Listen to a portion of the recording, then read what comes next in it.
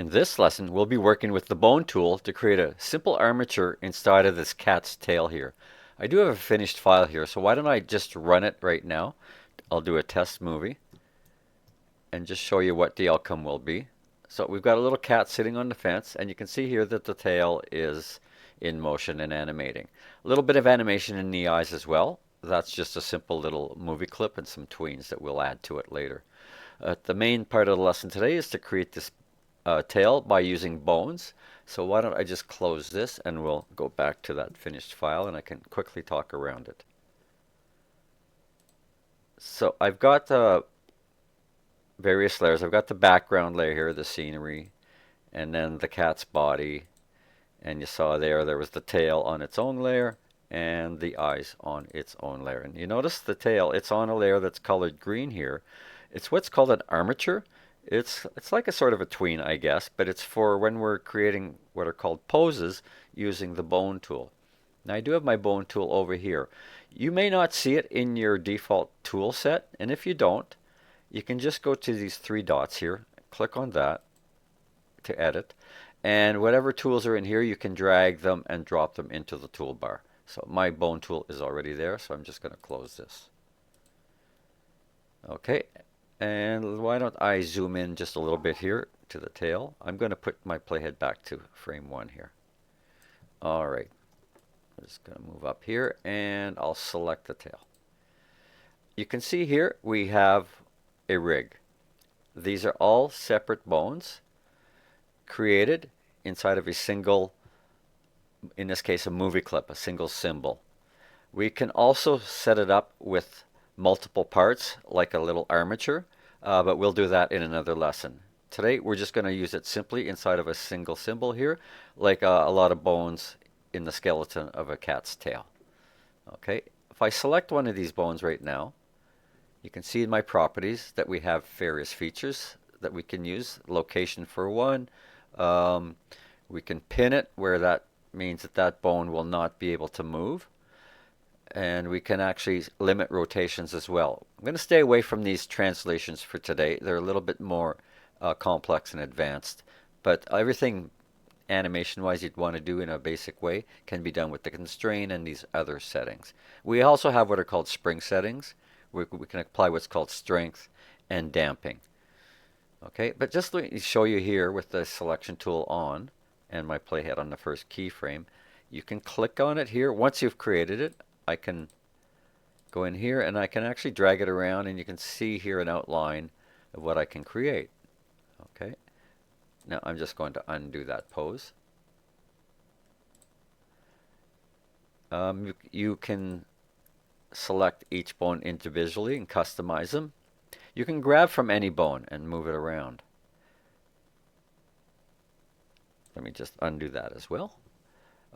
If I want to limit it to just one bone to rotate around its, this is called the head, by the way, and the tail, and it always rotates on the head. I can hold my shift key down and grab the bone, and it'll just rotate on that head, and the bones before it will not be affected. So that's when you want to get into some really specific positioning. You can go in with your shift key down and be very accurate. I'm going to undo those as well because I already have the animation for the tail. Again, if I scrub through here, you can see that. Now what I did here was I did half of the motion. Then I just copied that and dragged it over here and flipped it. I right-clicked and went reverse frames. Okay, and that gives you that smooth, seamless transition at the top here. So at this point, I guess we can actually start a new file and we'll get into it from the beginning of a new file. I'm just going to keep this one aside here as a reference. Why don't I just resave that as well? And I have some things for you to download, namely the imagery that we're going to use in this. So let me start a new file and then I'll import those elements. Let's go new. And we're going to keep it at the 640 by 480. That's artwork actually fits for that, so please use the standard. You can manually do it if you have to, 640 by 480. And also ensure that you're using HTML5 canvas. Okay, then click create. Now I do have a folder for my Animate exercises, and I recommend you create a folder for each exercise. Due to the fact when you test movie in the browser, it's going to create an array of support files. And it's nice to keep those all nice together in one folder. Okay, so let's see here. I'll do a save as before I do anything as well. And let me see here. I'll just go in here, I think, and I'll call it. You should call it your last name and lesson number. I think this might be lesson 4A, and if so, 04A. And if it's not, put the appropriate lesson number. Let me just retype that for the correct number. And good to go here. Save that. Okay, so let's import those elements as well. Again, you should have downloaded those from my website. And I'm going to go import to library. And let's see, yeah, I'm actually at the folder that I have them. So it's an SVG, which is a vector file, scalable vector graphics, and a JPEG, which is the background. I'm shift clicking to select them both, and I click open. And if I, let's see here, import each path to different layer, import each path to different keyframe. Well, I'm actually going to the library, so I'll leave it on its default here.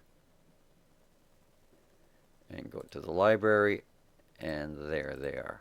Okay, so let's just start by putting the pieces together in our layers. I'll name this first layer background. Okay, and I will drag the background here, and I can center it by eye maybe, but if I'm not sure, I'll go to my properties. And I'll just make sure X and Y are both set to 0, because the registration point is in the upper left corner.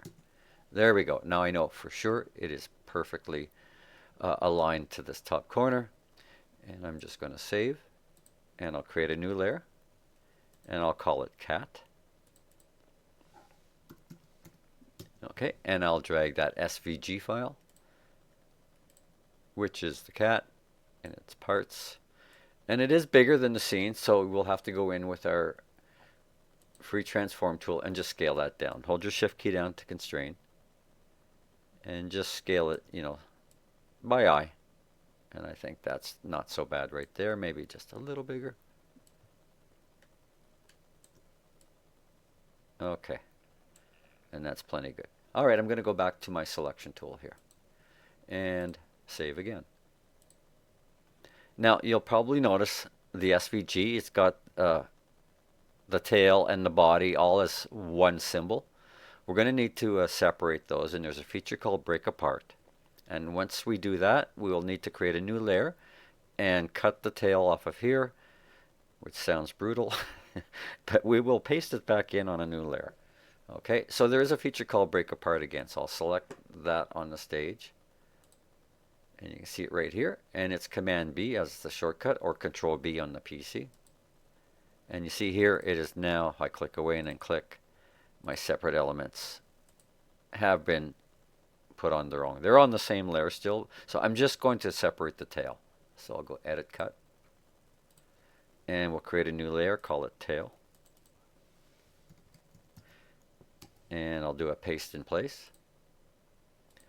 And now that tail is on its own separate layer. So again, let's just save that. And we can position the tail. I'm going to zoom in. And I'm just going to position the tail so that it's overlapping by about this much here. All right, that's pretty good right there. And I guess I'll zoom out a bit like that. And again, I'm fussy about saving. Okay, and now we're ready for the fun part. We will create a rig inside of this tail using the bone tool. So let me go over and select the bone tool and also switch over to my properties panel. Now to initiate a rig inside of in this case, a symbol, it's a click and a drag to create the first bone. Your first click establishes the anchor point, and wherever you release, that becomes the tail, if you will. So if I click and drag here, I'm going to start here on the far left and click and drag, And I'm just going to drag basically to where the body ends and then let go, and that's going to be my first bone right here. Okay, so that's the head and that's the tail. Now, before we create more bones, let me just show you a couple of things that might help you with working with this. If you click over here in your properties, let's just click on frame, and under options for the type, I tend to like the wire style, and you can see here it creates, I'll zoom up on it if that works here, yes. It creates sort of the thick end is the head and the thin point is the tail. It just feels easier to understand which direction this bone is going, right? So I'm going to leave mine set to wire. I recommend it, but it's not a necessity, okay? Now I'm going to switch back over to object for now. And with my bone tool, I can actually click inside of this circle here to initiate the next bone and drag. Okay, and you can see here, basically the tail of the first one becomes the head of the second one. And maybe I'll put 6, 7, or 8 bones in here. So clicking and dragging. Clicking and dragging. And let's see, I'm up to 4, 5. Okay, I'll do 2 more of these. And I'll drag right to the very end. Put one right at the tip. There we go. Okay. So that's a simple rig inside of the tail. Let me go to the move tool. And if I click on any one of these bones, I can drag it around. They all interconnected, pretty well like a chain. And watch what happens. I can move this all around. And again, I'm grabbing it from the last bone, which probably makes it a little easier to control what I'm doing. But you can see here how it affects the skin of that particular symbol. Okay, I can grab it from here and you can see the difference, right? Okay, now let me show you a quick little trick as well for when you want to manipulate what's called the pose. You notice even though I grab a middle bone, let's say, they all kind of get affected if I start pulling hard enough or in an extreme direction. Okay, if I want to have more control over that, just hold your shift key down when you grab a bone and it limits the rotation to that particular bone's head. Okay, so I could probably come in here and be a little more in control of what's going on with regards to this pose. Okay, I'm actually going to undo some of that, or I can actually just straighten it out, I guess, by, oh, what you just saw there was me automatically pinning it. Was a mistake, but you can unpin it. I'll be talking about pinning in a second here, but I'm just stretching it back out to be a straight line. What I wanted to bring to your attention before getting more in detail on manipulating this rig is if I just come down here, I want to point out that once you create an armature, a rig, it creates a new layer type. It's similar, I guess, to the motion tween, but it's meant for rigs. It'll appear light green in the timeline. So why don't I just span this out maybe over 20 frames with all of the frames. I'll drag down there and hit F5. And it's a little easier. You can see that this is what's called an armature. I can rename this, and I think I will. I'll call it tail. But it's a layer type, if you will, and it's called an armature. All right, and it shows itself as green in the timeline. And if I click on here again, let me just go in here and actually move my playhead. I wasn't selecting because there was no keyframe there. Let me just push my playhead back to frame 1. And there is the rig. And these are the bones.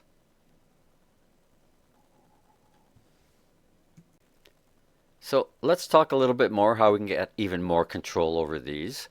You did see me pinning an element. So I'm actually going to pin the head of this bone here, right here. I'm going to select it and pin that so that it'll basically just rotate from there, and this original bone will be stuck, if you will. It'll be pinned down. So here's the pin right here. You just select the appropriate bone. The shortcut is actually if you go in here, and I believe if I click it here, it's a little tricky. Actually, let me just pin it over here like that. Okay. Now, you did see when I clicked it, though, it made this icon a little bigger. It's like a crosshair and a circle. I'm going to say stay away from the crosshairs. Those are the joint translations. But the circle is definitely useful here. If I click on that, that will show me if there's a constraint for my angles. Right now, I don't have the constraint clicked.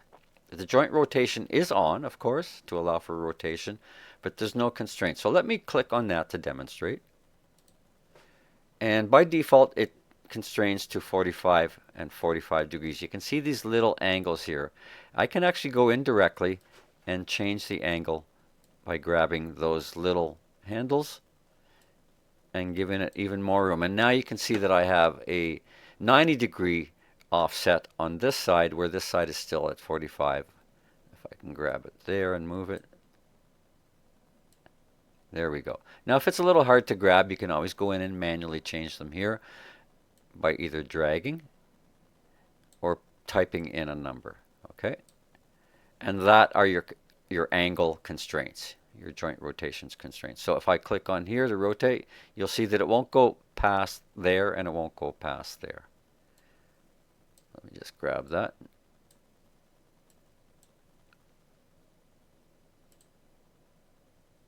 Oh, looks like I pinned it at the wrong end there. Let me just go in here and pin that and do that again. Okay, and grab that bone. And okay, and that's the limit for the top, and that's the limit for the bottom. So yeah, I did pin the wrong bone, and that's why I couldn't move it at first. Okay, so that one is pinned there at the head, and I have constrained the rotation. So if you want to constrain another rotation, let's say that the tip here. If I grab that, I just have to click on it. Click on the constraint, and by default it sets it at 45 and 45, and then click on the little circle. It gets a little bigger. Click on the circle itself, and that hides the other two arrows. And again, it might be tricky grabbing them, but you can see that I've opened up the potential from 45 and 45. Again, let me just grab that.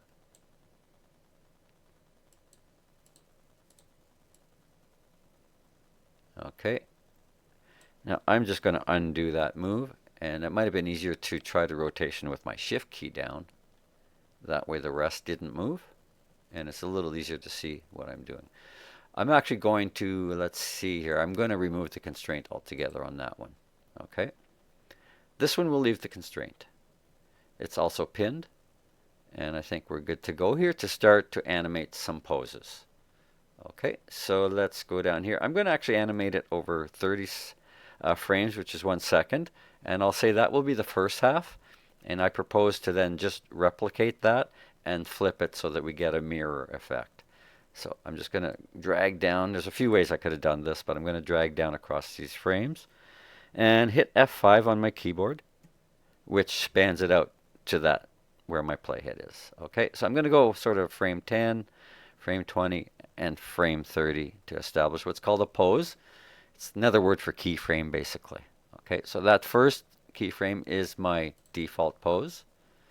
So let's go to frame 10.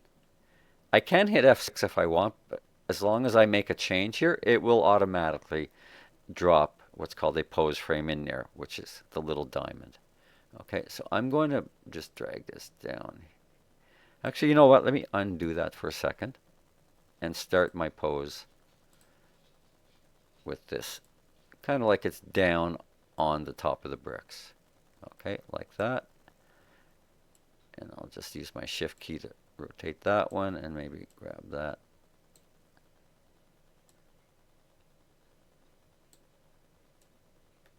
Okay.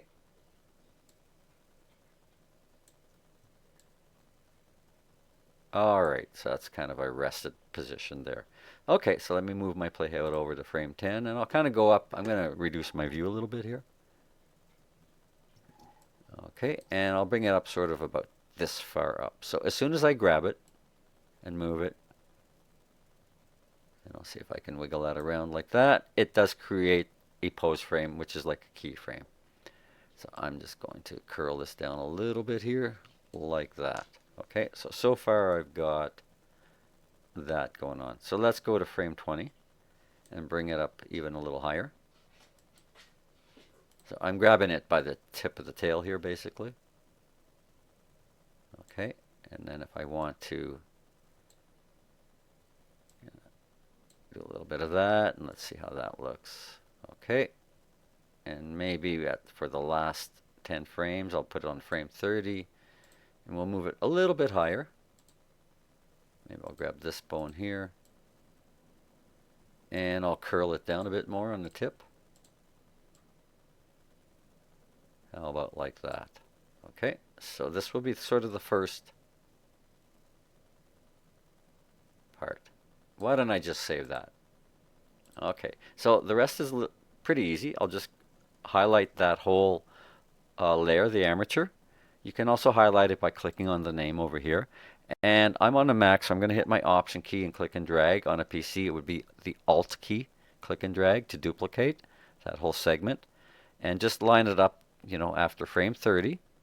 And don't worry, we'll span the rest of these out and we'll see the rest of the scene shortly.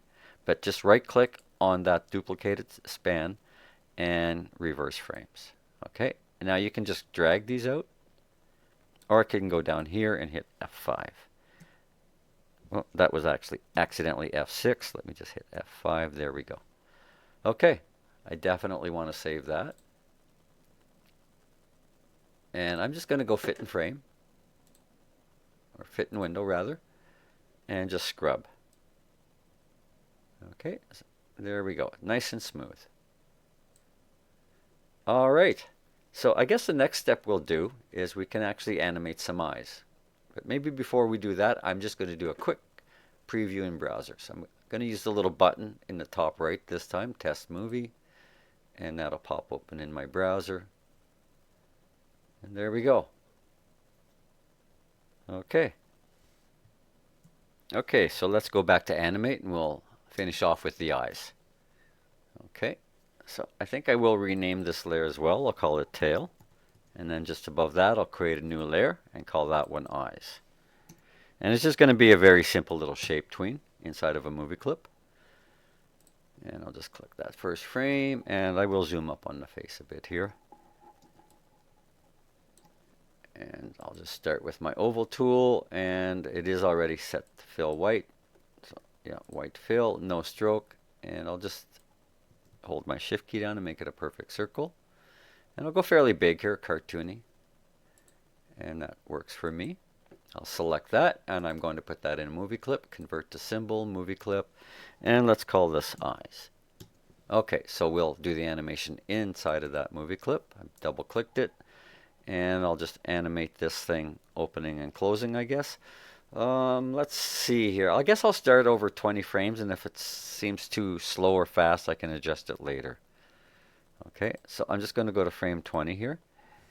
Let's see here. I guess I'll do F6 for a keyframe. And then I'll go in the middle on frame 10 here and do F6 for another keyframe. And this is where I will give it the little squint. I'll just go to my free transform tool and just resize it on its horizontal here. And we'll do that. And I'll animate that so I can select the whole there by clicking on it like that. And then right click inside of the frames, create shape tween. Okay, and there we go. Now I want it to sort of pause for a while as well, so I'm going to span it out here. Let's see, maybe to frame 60 with an F5 like that. Okay, so it'll blink and then it'll be open for a while, then it'll blink again. And I can adjust that pacing once I kind of test it out. I do want to put a pupil in there as well though, so I'll create a new layer here. I guess I'll name it Pupil. And oval tool, but that will be black, so I'll just switch my fill color to black here. And we'll just give it like that. I'm just going to move it a little bit. There we go. Okay, so that's going to stay still. Oh, you know what? I just noticed my playhead's on the end here. So it's going to be blank except till there. I can just delete that first keyframe, I guess, and then it'll span the whole thing. So let me just go back there, Shift F6. My intent was to put my playhead on frame 1 and have it span the whole way, but regardless, we got there one way or the other, right? So now that black part stays constant and static, and the white part animates briefly. So let's just save that to start with and come back up to scene 1.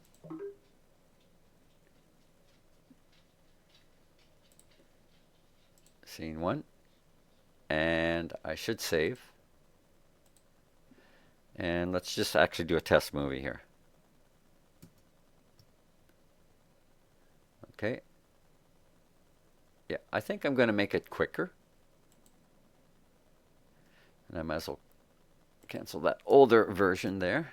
Back to Animate. Yeah, I'm just going to make it a little quicker. So I'm going to shorten the timeline for the blink. So as long as my play hits somewhere in between these keyframes, I'm going to go Shift F5. Let me try that again here. Shift F5, 2, 3. I'm bringing it to frame 5, and I'll do the same over here, and I'll bring this keyframe to frame 10 here. Oh, I keep hitting the wrong key there. Sorry about that. Okay, so it's quicker now. Let me go to this frame 5 and maybe make it even more closed. Like that. Okay. There. I think that's a little better. It's kind of like an owl blink there, I guess. I'm just saving this before testing, and one more time. Yeah, that actually is better. Okay, so all I have to do actually is copy that eye movie clip to have the second eye. So let me go fit in frame, or fit in window rather. And back to my selection tool. And with my option key down on the Mac, it would be the alt key down on the PC. Just duplicate the eye. And I held my shift key down to constrain it as well. But there we go. Let's just save that. And one more try. Test movie. I'm just going on my keyboard, which is Control Return. There we go. So we've got a nice tail animating using a rig, using the IK Bones tool, and a little bit of blinking going with the eyes. All right, so that will be your assignment. Hand in and just hand that in on Canvas.